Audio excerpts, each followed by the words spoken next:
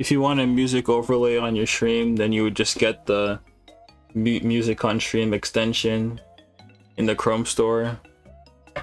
Then you would just add it to your browser. And then you would pin the extension in your browser. Then you right click the extension and go to options. And this is where you would choose what the overlay does and what it looks like. And then you would copy the instance link.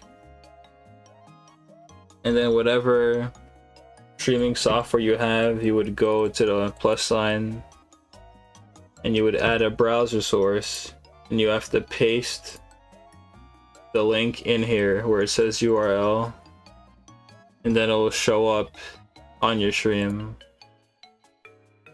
So to show the extension, you would have to click on the extension in your toolbar, then choose a tab that music is playing on and press start, and it's going to show up on your stream. Thanks for watching.